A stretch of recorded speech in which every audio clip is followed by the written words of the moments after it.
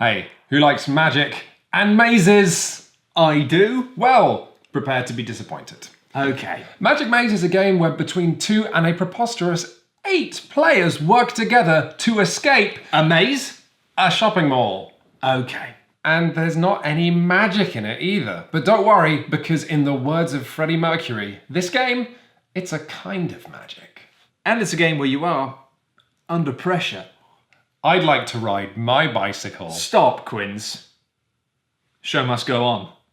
Bohemian Rhapsody. I'm glad you asked. So, Magic Maze is a game in which 4 little people move around a map, discovering things, finding the things they need to find, and then escaping the building whilst you have a timer.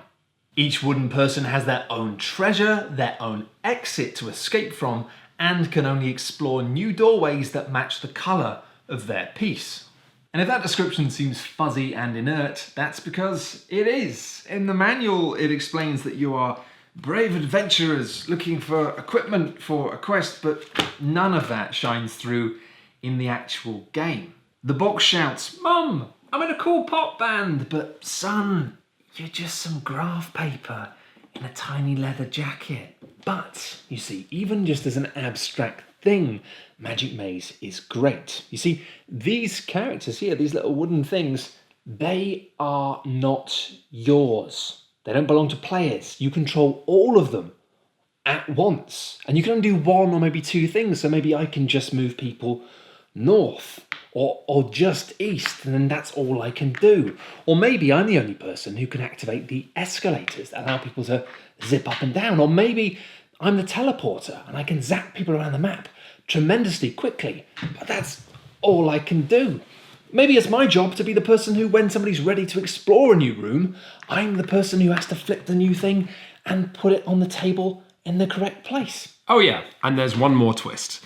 Almost the entirety of Magic Maze is played in silence. And this is where the game comes in, because even in a 4-player game where you have just 2 things to do, with 4 characters on the board, you're often not going to notice things. And that's where this token comes in, because when you need another player to perform their action that they haven't seen, you take this token, you put it in front of them, and you look.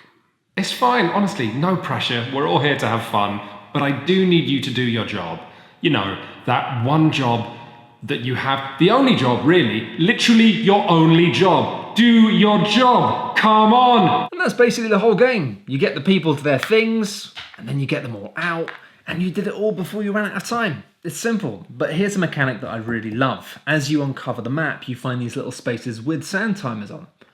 When you put one of the pieces on them, immediately, you flip the timer, and you can talk for as long as you want. It means we can sit and be like, I think you should do this, I think you should do this, but you're on the clock. So, this is a really simple little mechanic that does a lot for the game. First of all, how much time can you afford to waste on planning? Shouldn't you just get back to work? Tut, tut, tut. Secondly, when do you flip the timer? Obviously you don't want to do it now, but if it was like this, I mean, really, that's a good 30 seconds. Maybe we should just wait a little bit longer, because it's not just going to impact how much time you've got now, it's going to impact the next flip. Simple, clever. Thirdly, the fact that this is off the board.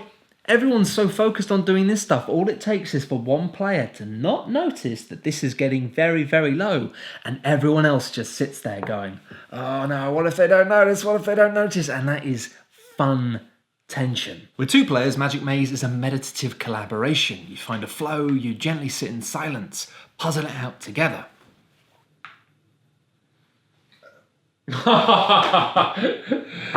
And that's number 1.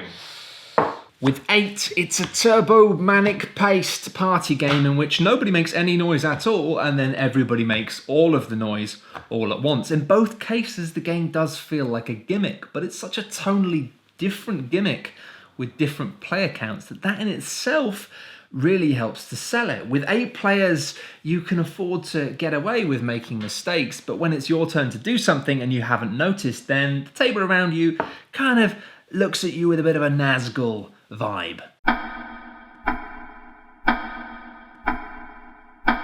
So that can be a bit harsh, yes, but on the plus side, when you do just make genuine mistakes, nobody notices, because the whole table is constantly getting swirled up so much that nobody's really looking at what you're doing.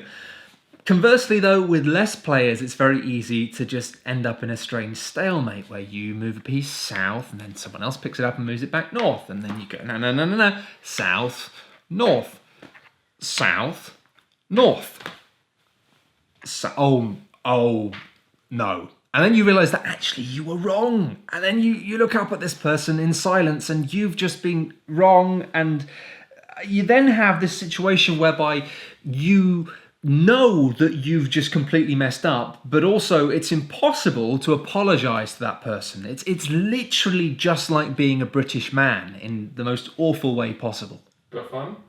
But fun. So that's Magic Maze. It's like nothing we've ever played, and yet it's so simple, it's so playful. You just want to introduce your friends to this game like rats into a maze, but a fun maze. A magic maze. But then you get everyone to the exit and you win and you go, yeah, we did it. And then you look at the game and you go, that was great game, what's next?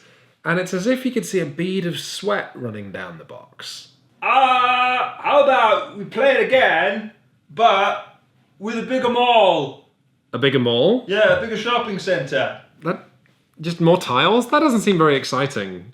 No, because now the dwarf, he can pass through little dwarf doors. These little things? There's hardly any of them. Yeah. And also, that door is very small, and the dwarf on the box is clearly massive. What are you implying?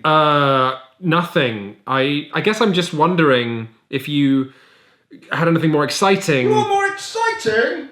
Yes? Oh, I'll bash you! Get me a stick and I'll bash you! Ah! Get your hands off me! You brutes! Get your hands off me! And that's the big problem with Magic Maze. It's fantastic to play once, twice, 3 times a board game, but then the scenarios the game presents you with to play again and again are at best a bit boring. Scenario 9, play with 9 people and then the 9th person is the only person who can move the thing. Yay. Scenario 14, no communication is allowed ever, no talking. Yeah, the thing is, it's a $20 game, which is basically just a novelty, and that is absolutely fine. If you're the sort of person who likes to buy games mainly so you can get them out, show them to people, and just see other people react to them and having joy, then this is a fantastic little game. It's simple, it's shallow, but does it have to be? Is it time to look at the expansion? It is. Let's get extravagant. Not that extravagant. Go. Come on. Something less extravagant. Let's get less extravagant. What do you mean? You can't just do a wipe. I went home and changed, Matt. You can go back That's again. no, I can't. That's an hour and a half down to Brighton on the train. Hour and a half back. Come on, Quiz, let's get extravagant. You. Whoa,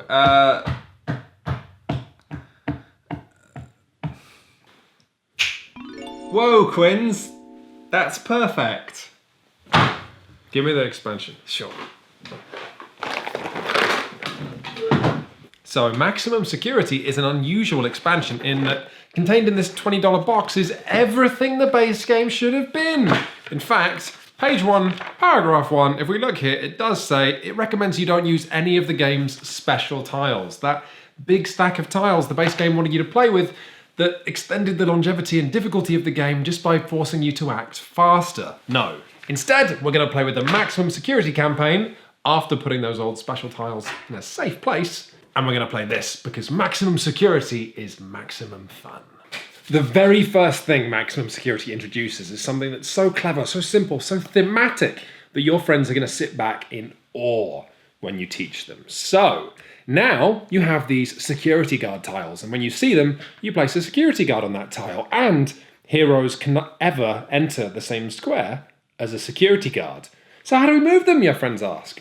Simple. Same way you move everything else. The person who can move pawns north can also move security guards north. Ah, your friends will say as they realise how this changes the puzzle.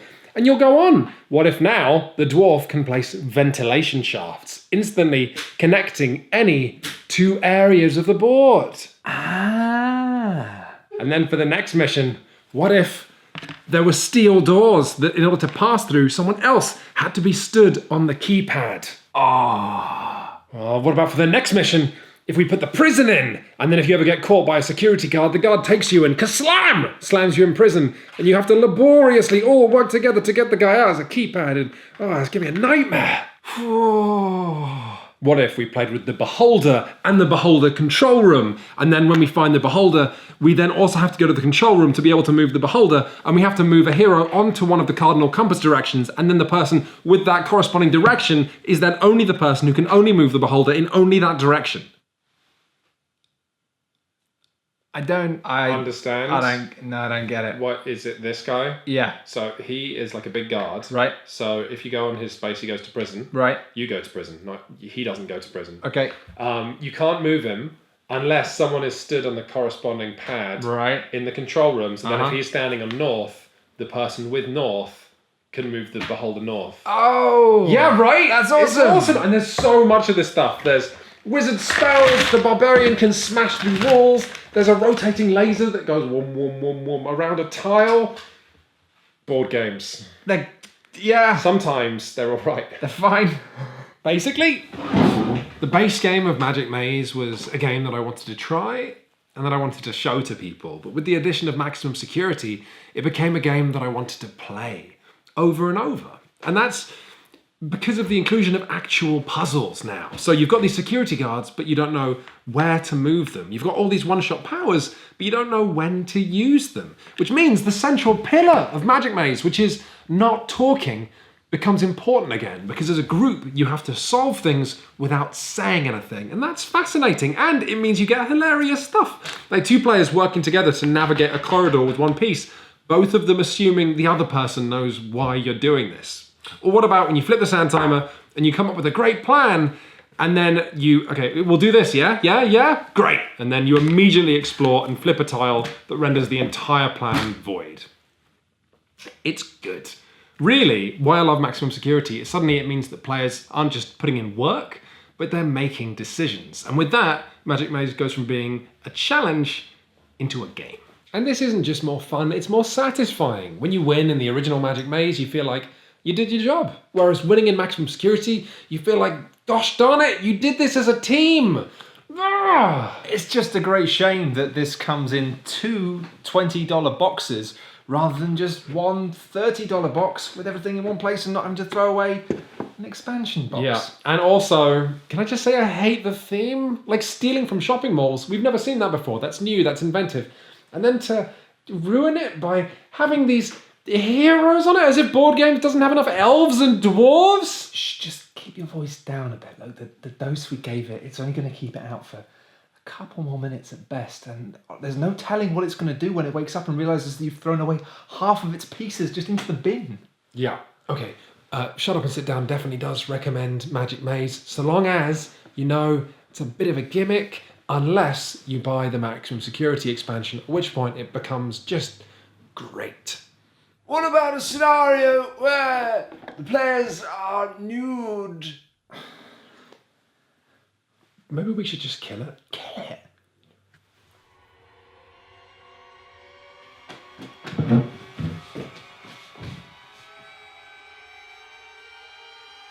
Thanks for watching. Thanks. If you enjoy games about running around and being a team of twerps and escaping together, Escape from the Curse of the Temple is a great little review. And if you enjoy graph paper, Matt's review of Gloomhaven is not. It's not graph paper, is it? No, it's a wonderful. I love that book. Gloomhaven is great, but it's very much in the graph paper scene. Thank you very much for watching, everybody. Take care. Bye.